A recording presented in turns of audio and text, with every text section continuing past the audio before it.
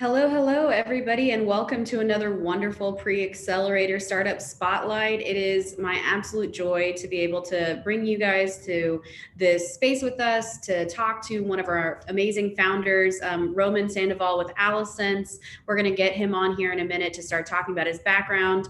It is a gorgeous day here in downtown San Antonio, and we are really excited to bring you into another amazing addition to the 2020 Pre-Accelerator cohort. So with that, Roman, if you would go ahead and pop on because we've got some questions for you. Um, I think everybody has maybe heard of Allosense if they're tied to the Geekdom community. You've been incredibly active over the summer too, with projects with your Students Plus Startups interns, as well as participation in CivTech SA projects like the Smart SA Datathon. But I really think people want to know more about you as a founder and like what your background experience is, and how you kind of came to be in San Antonio. Yeah, thank you for asking that question. Right, so my background involves 10 plus years of engineering experience, primarily in high volume testers in production lines. So previously, I worked on the Tesla Model 3, the battery pack pulse tester.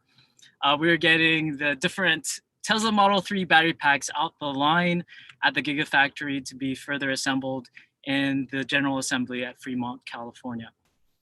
Prior to that, I was working on testers that were associated with Apple-based mobile devices. When I was flying between sort of Cupertino and out to China, working in different contract manufacturers and also working in sort of the engineering labs associated with testing those devices. I also worked out in Intel, Qualcomm, and National Instruments in Austin, Texas. But overall, my experience is really in the field of high volume engineering manufacturing. And along the way, I've met amazing people, amazing friends, some of whom are parts of this Allosense story. That includes Chris Benner, whom we both worked on the Tesla Model 3 battery packs, and that was incredibly fun. But overall, with Allosense, we're just really excited to be creating products that provide a solution to an ongoing problem in logistics and inefficiencies with moving assets around or supplies around in warehouses and outside of warehouses as well. Oh, so I was talking about my engineering experience in regards to my business experience. So this is not my first rodeo. Allosense is technically sort of my third startup. My previous startup is called Ramp Robotics. I was a co-founder and CTO of that company that went through Techstars. And so my experience with Techstars was amazing. It was also unique in that my co-founders wanted to stay out in Denver, Colorado. For me, I actually wanted to move to San Antonio. I got married. I wanted to move to San Antonio. I think San Antonio is a beautiful city to live in. I love the community, and that's how Allosense got started. Well, first of all, amazing. Like just an amazing background. And, having a background in the Internet of Things as like asset tracking, management, connected device technologies, manufacturing at scale. Like I'm a huge nerd on those things. And I know that our community is richer for having someone like you and the team that you're putting together to be in our ecosystem. San Antonio has a lot of innovators like yourself, but it's always great to see people, recognize the opportunity that here and to move down here and then to further grow our ecosystem and the talent, by building amazing companies like Allosense. And I also want to commend you for your ability to source other people on your team with talent. I know that you have kind of a knack for finding really special people with unique skill sets that build out a really well-rounded team. And also, kudos to you for being one of the founders slash engineers who can kind of straddle the business and the technology side, because not everybody who has such deep engineering expertise such as yourself is capable of stepping over, and vice versa. There are a lot of business people in technology that can't also straddle the tech side the way that you can. And so I think that you bring a unique perspective to Allosense, and we just love having you participate in general. I mean, just like even having coffee with you and the team is always a special treat. So I'm very excited about this interview. Everybody, if you are tuning in on Facebook or YouTube and you have questions for Roman about his company or his experience as a founder, like please go ahead and drop your questions in the chat. We'll make sure that Roman has a chance to talk to you about it. We don't want you to feel like you're strangers because the whole point of this is to get our founders out and about in the community and have you guys be accessible. So building on top of some of the things that we were talking about, you were talking about the devices and like the manufacturing and like solving the problem of, like always connected things. Like, can you speak a little bit more about what Allosense does and the projects that you're working on? Yeah, thanks for that, Joyce. So what Allosense does is we design and manufacture always connected asset trackers. So what does it mean to be always connected? Well, for us, it means leveraging different types of radio technologies, which include satellite, cellular, and mesh communications, to allow our IoT device or Internet of Things device to constantly communicate to push data into the cloud. And so what we're building is essentially a sensor, a remote sensor that always stays connected and provides users with real-time insights and situational awareness on where their supplies and assets are located. This is incredibly important. The always connected portion and technology of our devices is incredibly important because what we've seen in the industry is that existing asset trackers do have a lack of connectivity, especially if it's only leveraging cellular connectivity. And this cellular connectivity is lacking primarily in rural parts of America and also on mountain ranges and waters, bodies of water. And so our product and our solution overcomes this limitation by leveraging satellite connectivity, cellular connectivity, and mesh communications. Sorry, muted. That's amazing. I mean, I know from my industry experience that connectivity and battery life are some of the biggest hurdles for devices to overcome, especially if what you're needing is like mission critical tracking capabilities. It's not easy to solve, and especially when you deploy things at scale. So you could have hundreds of thousands of devices in deployment moving around. And like, I think that it's exceptional that there are teams like yourselves that are really looking to innovate and to develop robust technologies that can move from space to space seamlessly and to be able to help their clients or their customers really solve that issue. And so, that's we could speak forever on those kinds of things, but it's not all about IoT, so we got to move on. Being an engineer and a technologist and a founder, like, can you walk other people through like what it was like kind of building out the first prototype for your asset tracker, or just like any of the things that you've built in your previous companies? Like, what is that first product ideation development run through look like for you? Right. So the initial product was sort of an overkill. Initially, I started with a computer, attached different sensors to it. You could almost sort of visualize a larger box with all these sensors attached via USB and all this sort of inputs and outputs connected to the sensors. And we were taking this box around and sort of monitoring the location through a GPS antenna and module. That essentially was what I would call sort of the baseline of a tester, since I've come from the test manufacturing space. And so from this larger box, and I wish I could show you, but I'm currently in my car. But from this sort of larger box of a prototype with additional sensors attached to it, we are able to sort of reduce the size and reduce the sort of overkill factor in terms of processing. So at that time, we were using a Raspberry Pi. We've now migrated over to an ARM-based processor or microcontroller. And we've optimized the form factor of our asset tracker such that it fits well within the form factor of a cell phone. And so that's sort of the progression of our technology. We've evaluated the requirements of tracking and sensing through external IO and external components to that main computer. And then from there, we've sort of optimized our design so that we could have better manufacturability, so that our form factor is smaller, and so that the actual device that we deploy for our main clients and customers is well within the confines of their expectations of what an asset tracker should look like and be and have a size of.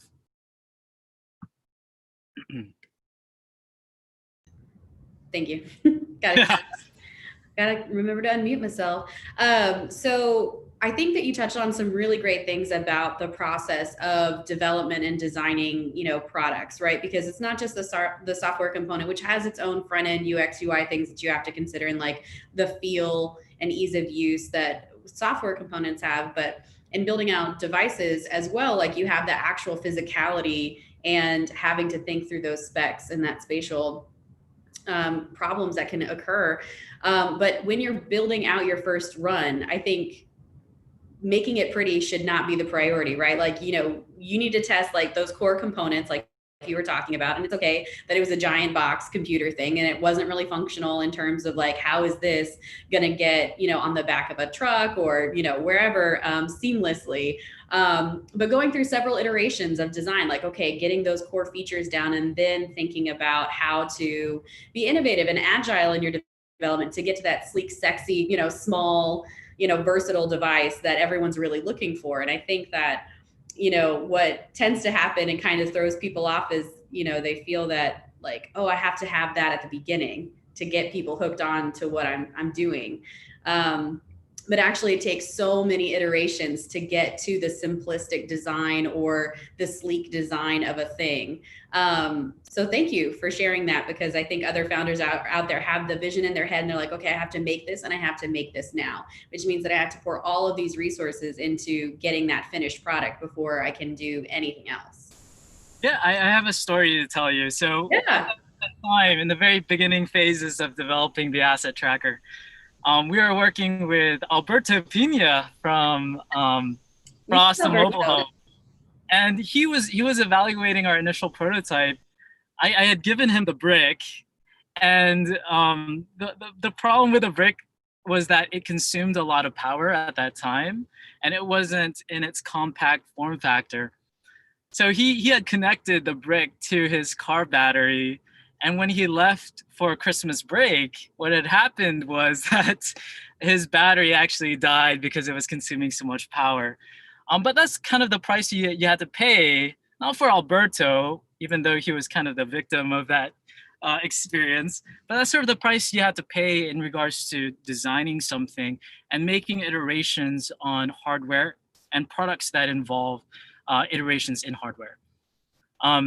But I do want to say that, as we sort of have progressed our design and our main asset tracker, which we call the Omni, there have been significant individuals who have contributed to the overall design and schematics, which includes both Chris and Nico, in terms of creating what we call Frankenstein. So Frankenstein is the culmination of all these different sensors and modules that connect over to the ARM-based board.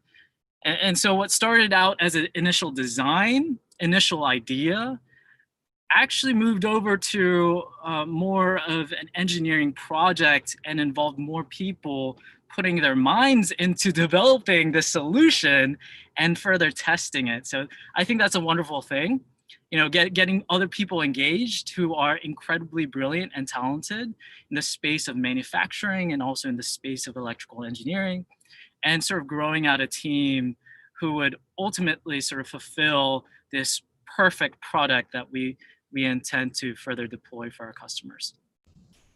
I think that that's spectacular because, one of the biggest hurdles that anybody who's making anything, right? Whether you're writing a paper, whether you're building a shelf, whether you're doing, anything, and then you scale it up to business stuff and then product development, getting the right people involved or going to people and saying, hey, this is what I'm doing, this is what I'm working on, what are your thoughts on this? Being collaborative and open to people who are experts in their field or have experience, or even people who would give you valuable feedback as a potential user or customer. Like, getting them involved at the beginning as you move through this, you're only going to have a better result and a better product over time. And I think, again, that speaks to the culture that you're building with Allosense and your expertise, as an engineer as well as a business owner, is recognizing that and getting people in kind of from the ground up on how to create that perfect, wonderful thing that you're working towards. There's some hesitation though. Like I'm not gonna push back on this a little bit, but like I think people who are working on really intense, especially very technical things that could have intellectual property wrapped up into this, like, what do you have any advice or tips on how these developers or collaborators can come together and feel confident that what they're talking about is going to stay within the room, basically, rather than leaving it? Yeah, so whenever we engage with engineers or the scientific community, and if they're working on our particular projects, we do have those employees or engineers sign non-disclosure agreements, IP clauses. It's really important to sort of protect the not only the idea but the actual technology that surrounds that idea. And so we do have paperwork in place based on contracts. We do have a legal team that has helped us along the way with providing stock equity grants and also protection of IP and maintaining a sort of a good business order to have a defensible company. Overall, right now, we have 2 provisional patents. We're on our 3rd provisional patent, so I'm really excited about that. And we're keeping sort of all this IP internally. We are showing a bit of some of our demonstrations of our technology along the way to get traction with our main stakeholders. But overall, yeah, I think the vehicle of choice when engaging with engineers, when having employees in the company, is to have a contract that explains to them, to you, and to the company how this relationship should be managed and maintained. I think that's really good advice.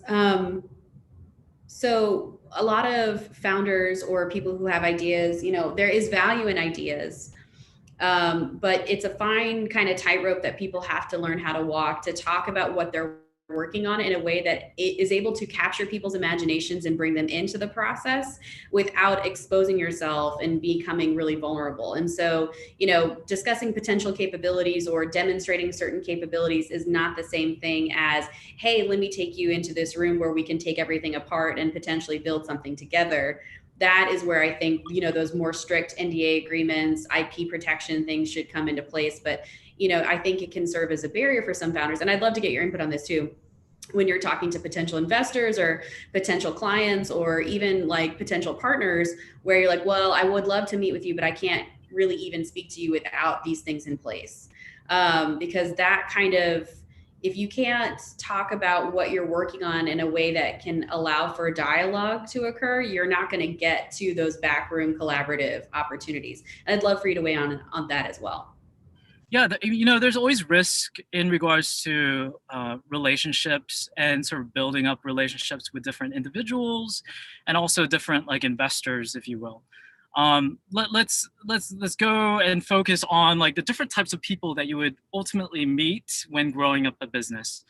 So let's first focus on investors and angel investors and the investment community.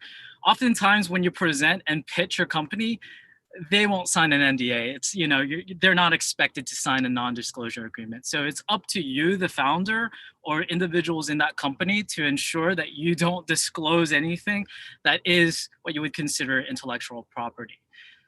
When you're trying to also work with engineers, and this is a different type of kind of person, right? An engineer oftentimes, does the integration development work, creates novel ideas for us, electrical engineering, computer engineering, in those sort of fields. It's oftentimes important that in the very beginning of those relationships that you have a contract, have that intellectual property contract agreement between that person and the company.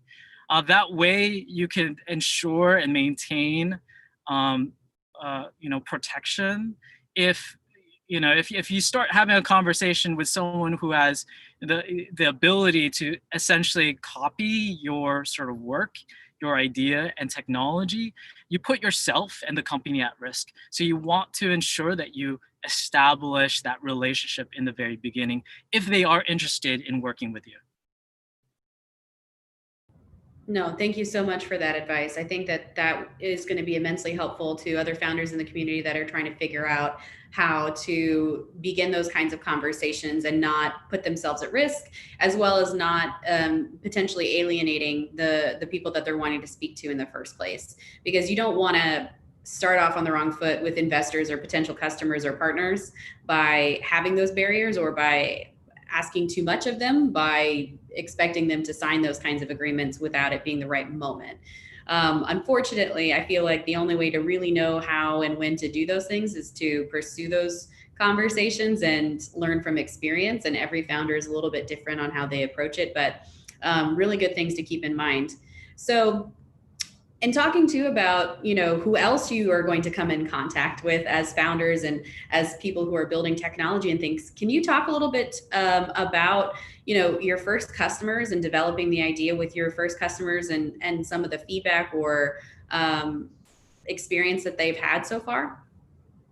Yeah, that's a good question. So our main stakeholder is the Department of Defense with the Air Force. We're going through what you would call SBIR, which is Small Business Innovation and Research.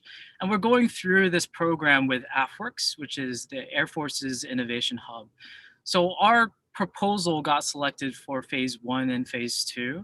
And in our phase 1 contract, we had to visit all these different Air Force bases, which includes Hickam Air Force Base, Joint Base San Antonio, Nellis. It was really fun. I mean, you would go in front of multiple airmen and talk about this technology that we had and leveraging this technology to provide a solution to an existing problem, which is material management or logistic processes. That phase 1 was completed successfully, and now we're moving into our phase 2. Our phase 2 is the integration of our products, and we're steadily moving towards the integration. Obviously, COVID had some impact with our traveling and whatnot, but overall, the feedback has been amazing. In fact, outside of just the Air Force, we got Texas Senator support from Texas Senator John Cornyn, who had sent out letters of recommendation about our product and our company to the head of the Department of Defense. So we're getting a lot of support.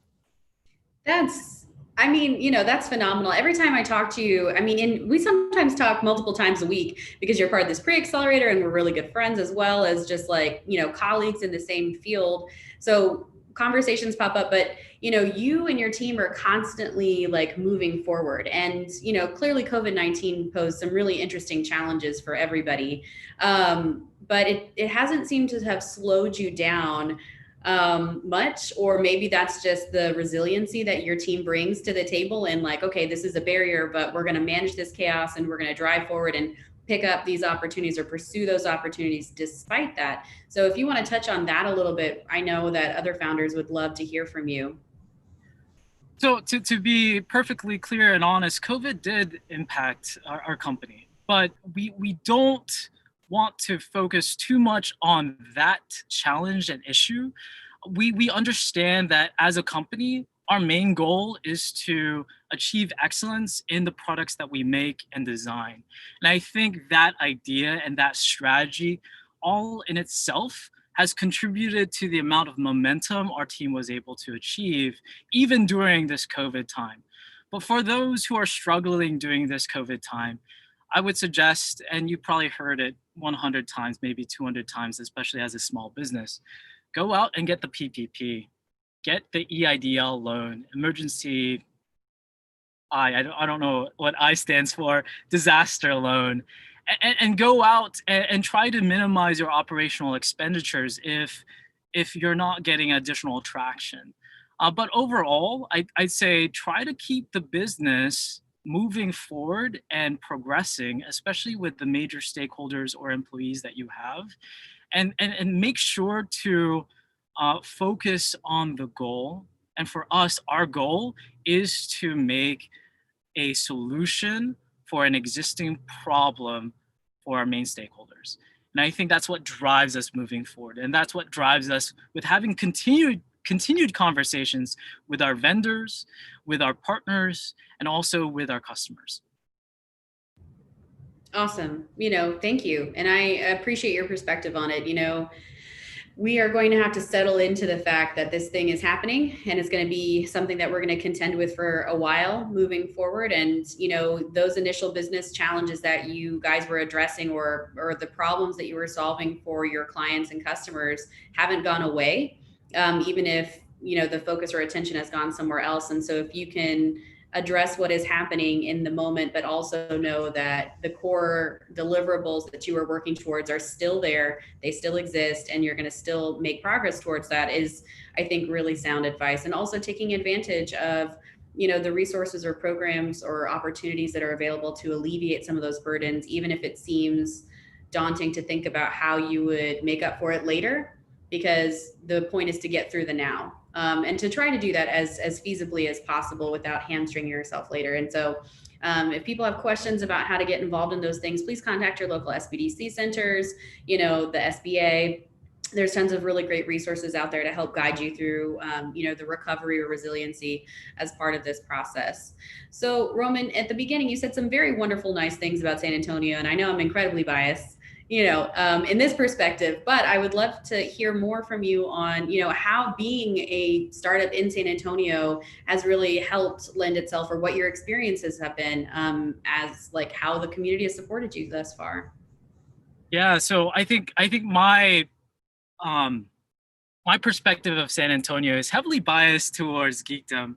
And I say that in such a loving way because Geekdom has been incredibly supportive of us and of the company. We started very small. In fact, we started at Geekdom Labs, developing the first iteration of our prototype. And from Geekdom Labs, had additional conversations in getting additional space to increase our operations. And overall, like we've been incredibly thankful for an opportunity to test out our technology, our hardware that's in both telecommunications and real-time location services, using the Geekdom facility in the building, and just overall having a good community to work with. That includes multiple small businesses and other businesses within the Geekdom community space. That's like Shaw from Shaw IP, or Summer Shaw, amazing patent attorney. That also includes White Cloud Drones, Adam, and also Boston Mobile Homes. So to me, I think the Geekdom community has been incredibly supportive. The community that has multiple sort of businesses, we're always in conversation, and we're always like brainstorming ways on how to help each other. And seeing how Geekdom has also changed this week to apply COVID testing, it's just such a phenomenal experience and community to be part of, because I think it's so unique and it's such a supportive environment that it allows our company and individuals within our company to be incredibly appreciative and grow even during this time, which we know as COVID. Yeah, no, thank you. I mean, I'm clearly not going to stop you from saying wonderful things about geekdom in our community at all. But I think too, like what I've seen, some of the successes that you've leveraged or that you've demonstrated, and by mentioning some of the companies within geekdom that have helped and some of the services that we offer, is like the ecosystem here in San Antonio too. Like, our local investor communities. I think, aren't you a part of the Epicenter incubator as well? Like, this isn't just a geekdom thing that you guys are tapping into. Do you want to talk a little bit more about the community partners that you have collaborated with or that you've been able to source as a result of geekdom? Yeah, so we've had a few conversations with Epicenter. There's no disclosure on where we're going forward. Like I don't know, but I will say that the folks out in Epicenter, which includes Andy and multiple individuals who have been amazing thus far in our conversations with them, have been incredibly supportive, and sort of the amount of traction and the amount of like virtual support that we're receiving online has been amazing. I hope I answered your question right. No, you did. Absolutely, you did. It's kind of a a dead ringer for all the things, but I mean, just how you and the team approach like the collaboration that's here and really opening up dialogue between potential partners. Like, Boston Homes is a fantastic company that's operating in a very traditional industry, but innovating like crazy through the technology applications that they're applying to their business models. And maybe people wouldn't think like, oh, this company that specializes in mobile homes or and homes online sales, that they would be able to incorporate technology like what you're providing. But actually, you guys have found a really nice, robust relationship. And not just as potential technology partners, customer partner sort of thing, but also as friends. And I think that that's just a really great example of how our ecosystem in San Antonio works and how collaborative we really are. Um, so we do have about another half hour of your time. Again, everybody tuning in, please, if you're on Facebook or YouTube channels, like drop in questions, comments for Roman and I. We definitely want to make sure that we get those things addressed because he is a font of knowledge and all the things. Fount, either way, he's amazing. And we want to make sure that you really get the opportunity to hear from him about this stuff. So building off of this, we've kind of given some advice to new founders in a lot of ways, but I'd really love to know, like, what is your top level of advice that you're going to give founders when they have their ideas and they move them forward? Yeah, so ideas are a dime a dozen. I think the most amount of impact an entrepreneur and a founder could have is really on the planning side and how you want to execute your company and gain additional traction. I'm still learning from this based on my interactions within the pre-accelerator and other accelerators that we're currently at. But overall, if you're an individual with an amazing idea, I'd say go through the necessary channels of establishing that business, form that business. And for us, we chose to form a Delaware C Corporation to get additional investments and get versed with investment opportunities if that's what you're intending to do. There's a lot of work involved in actually creating a business. It's not just an idea. There's what you call grit. And and to me, it's so relevant today, especially with COVID. You have to deal with so many issues, but just go through each and every issue as if it's just a challenge. So my suggestion to you is create the foundation for a business that is potentially scalable, investable, and where you could bring other people involved. Because to me, success is not just a one-man show. It's about bringing in other people who have an interest in growing something and making that successful as well. So if I succeed or if the company succeeds, everyone else succeeds as well. And I think that's sort of the best perspective in terms of creating a company. Awesome. Thank you. Yeah, I mean, I think there's a pretty common phrase, especially in like burgeoning markets or markets that have real opportunity to expand and to live very long lives, is that high tides raise all boats. And so if we're all kind of doing this together in this ecosystem, like everybody's success is successful for everybody, and celebrating that and supporting that. And also, stepping outside of ourselves with the things that we create. Like, it can be really challenging when you like love your baby. It can be really hard to think about it objectively and to maintain perspective in a way that drives the business forward and serves the needs of your customers. Because if really what you're building is problem solving things, you're solving problems for other people, then you need to prioritize what those problems are, how your customers might need you to solve those problems. And so finding a way to take yourself out of the equation, I think, is made easier when you are open with other people on your team and you are open to your customers' feedback. Though sometimes it is painful and is not what we want to hear. Add to that, since you're talking about sort of customers, Mm-hmm. I think with an entrepreneur or an engineer who has a unique idea, I think it's really important to have good product market fit.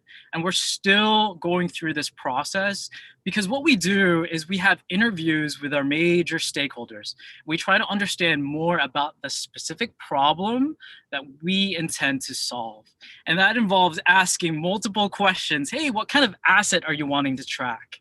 How many assets are you wanting to track? What are the conditions of tracking? Do you want this to be done indoors or outdoors? And really understanding that major pain point, that is vital for any business. Because a business, the intent on having a business is to provide a solution to not you, the individual, but to your customers. And that's what we've been adding into our sort of system and culture to just really hone in on our customers' needs and demands and problems and provide them with some value. So my suggestion to any entrepreneur, you might have the greatest technological achievement, but until that achievement actually solves the problem, it's probably worthless. So make sure to find out who the stakeholders are and make sure to have an alignment with that technology to solve their particular problem. Yeah, I think that's the validation process. Because it's not just like the customer discovery and like validation of like, yeah, I would pay money for this if you could solve this thing for me. But the product validation really comes with, okay, but does this actually solve this problem in the way that we intended it to? And if we make this, will people actually give us money? Not just like, oh, I think I might, but will you? And, drive that continuously forward. Um, so you've mentioned a couple of times, like speaking to investors, looking at other accelerators and stuff. Can you talk about your experiences of fundraising or approaching investors as part of the Allosense goals? Yeah, that's a good question. So we're trying to go through a sort of a typical venture-backed business. Right now, we have sort of a friends and family, funding into sort of the company. But as a company sort of grows, it's important to diversify where you're getting additional revenue or getting additional funds. So initially, we're expecting to sort of grow with 500K in terms of convertible notes and safe notes. And then moving into, and that would be considered the pre-seed round. And then the seed round, which would encompass about $1.5 million from venture-backed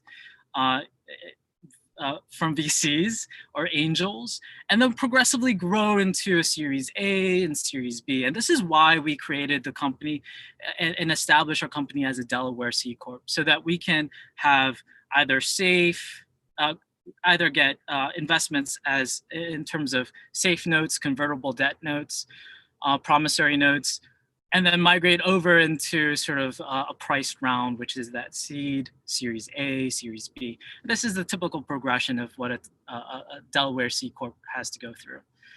Now, it's really important to understand sort of your burn rate as a company. And it's also important to, when you're talking to investors, and I'm still learning this because I'm still fairly new in this space, even though this is my third startup, it's important to provide investors with milestones and understanding around where the money is actually going to. So just going to in front of an investor and saying, hey, I want money, that doesn't work. That will never work. Providing them with an incentive and understanding around, hey, this is where a company is going. If you put in money, this is our trajectory. And this is how we see us capturing multiple sales and multiple percentages of that particular industry or of that particular market. I think that excites investors, and it's a two-way street. You need to excite your investors in investing so that they get high return on investments, and and they have to sort of excite you because it's a relationship. Hopefully, an investor isn't only going to give you money; they'll give you expertise, they'll give you additional networking, they'll give you additional relationships with other investors and subject matter experts. And that's what we're looking for when we engage with investment opportunities.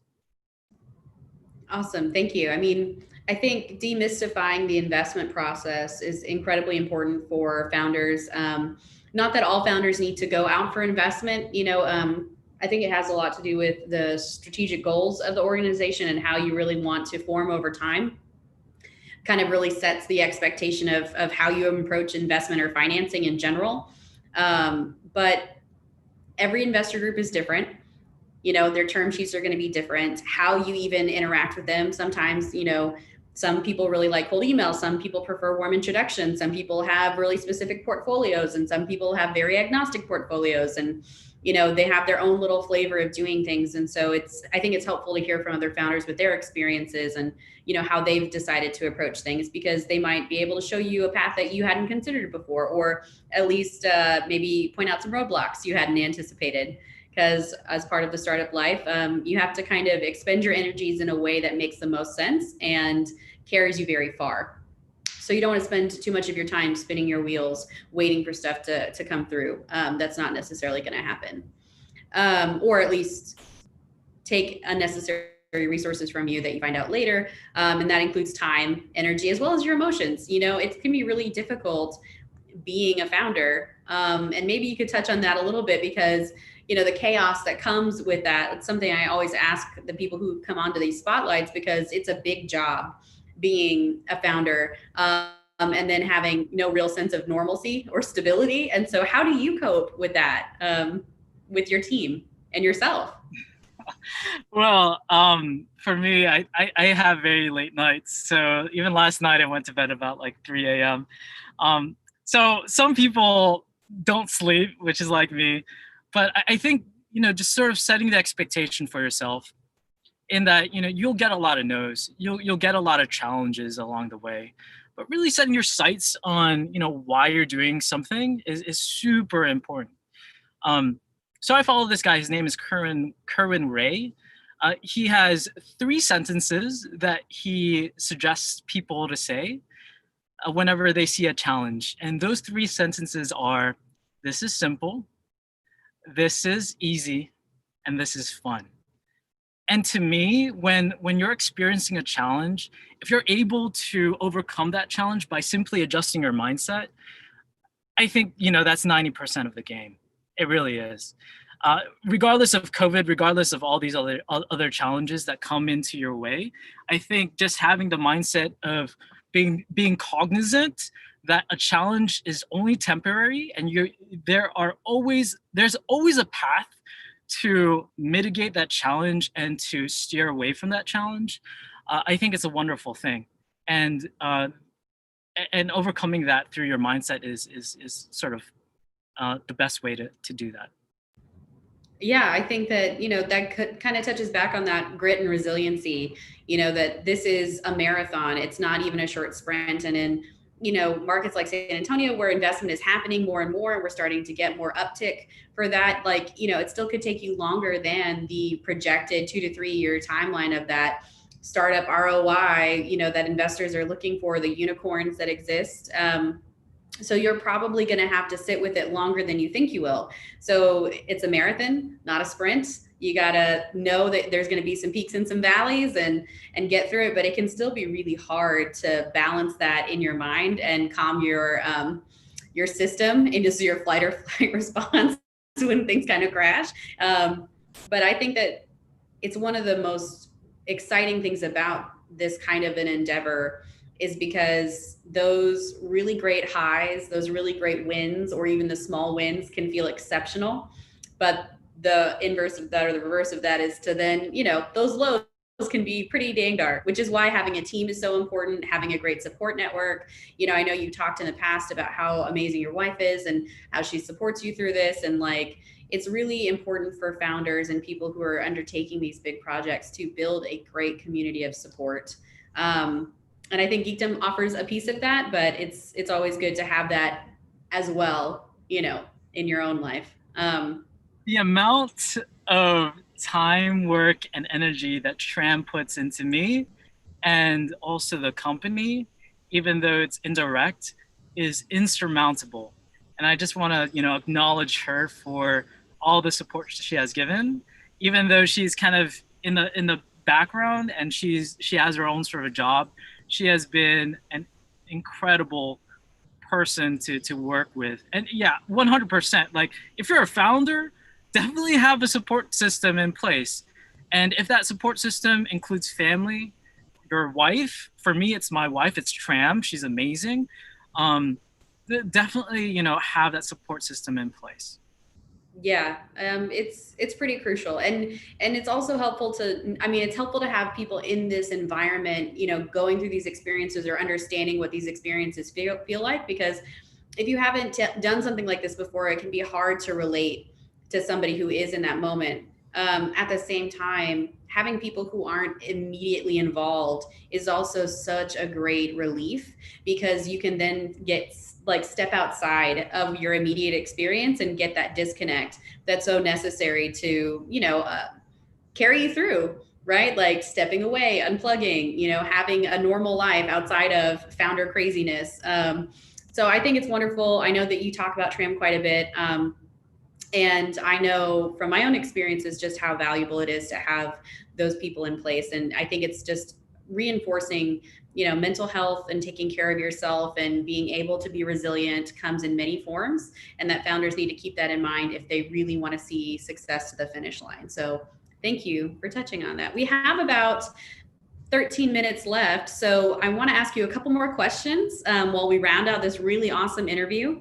Um, can you speak a little bit about like demos? I know that I've gotten to see a couple of some really cool things. So people who are like, "Ooh, asset tracking and management and devices, like what does that look like? What does that mean? Allosense always connected." Like, where can people go to find resources about your demos and things? Yeah, that's a good question. So right now we go through a filtering process to ensure that we don't expose ourselves too much to the public. Mm-hmm. You could get a lot of information about us online on our website, allosense.com or allosense.co. What you'll notice is that on the main page of our website, it shows our Omni tracker and also explains to you what our tracker does, how it's attached, and why we're leveraging all these different types of radios for tracking. In addition to that, if you go to the About page or Technology page, you could get additional information about our asset trackers. And we have different types of asset trackers, from indoor trackers to outdoor trackers to cellular only based trackers. So we have that as well. And if you want more details, or if you're really interested to see what's sort of cutting edge, just email me. I'll send you some videos because we're really excited about some of the videos that we've been showing to our stakeholders. I'm one of the fortunate few. They're amazing. Very exceptional work. Well, thank you for that. I think people do want to know because, IoT, connected devices, asset tracking, hardware, that can be very abstract, nebulous concepts that people kind of know things about, but it's really hard to connect all the dots until you see it in action. And so kudos to you and the team for putting together really great pieces to show the journey and like what this means so people can look at it and go, yes, I understand. Um, so so one thing I really like to ask founders too is just to talk about the tools or the resources, software, platforms, like what are the things that you think are either underrepresented or that founders should really utilize to their advantage? Do you have a couple examples?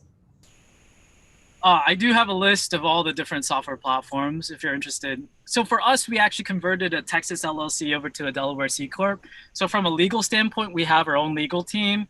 But for those who are trying to incorporate on their own, Gust Launch is an amazing resource to create a Delaware C Corp. So if you're interested in creating a Delaware C Corp that would get investments, I would highly recommend Gust Launch, or even I believe another company is Atlas. It's also important to find a good bank to work with, and also to go through sort of your payroll and go through your expenditures, have your P&L documents ready, especially if you're looking to get additional investments. And so the company of choice, and I'd have to go into my dashboard. Let me pull this out. Is Bench. So Bench is an online bookkeeping system that we use to understand more about our expenditures, to understand our operational expenses, and also to provide additional documentation if and when investors are interested in looking at that. There's other sort of platforms, and I'll just go down this list here. We use Google primarily for our Gmail services or email services, and also Google Drive. Um, there are some limitations in that, especially because we are a federal contractor. So our intent is to migrate over to a different platform that is CMMC3 ready. Other than that, let me see here. Yeah, I mean, like, if you guys have questions about like, hey, how do I run this company and what tools would I recommend? I would suggest just email me, roman@allosense.com, and I could send you my list of tools and what any other references that you would need just to get started. But again, Gus Launch is really good in terms of creating a Delaware C Corp. It also provides you the ability to maintain and manage your cap table, which is important, especially when you're getting additional investments. You might eventually migrate over to a system like Carta, especially when you go through Regulation D or Reg CF investments. Um, and then, yeah, use Bench for bookkeeping. Oh, and the other thing that we use, we had multiple instances of using a payroll system. Gusto is a really good payroll system if you're interested in maintaining and managing contractors and full-time employees as well as part-time employees. That's who we used initially. However, we migrated over to a PEO, Professional Employment Organization, to mitigate some of the risks associated with HR and also managing the HR sort of stuff that's required when having full-time employees. So right now we're using a PEO and they've been wonderful. The great thing about PEOs is that you can just call them and ask them, hey, I'm thinking about doing this. Is this good? Is this kosher? Am I allowed to do this? Like, do I need to talk to TWC, which is a Texas Workforce Commission? Like, what are your thoughts about this? And so having that sort of support system and going into a PEO or working with a PEO is recommended for a federal contractor like ours. That's awesome.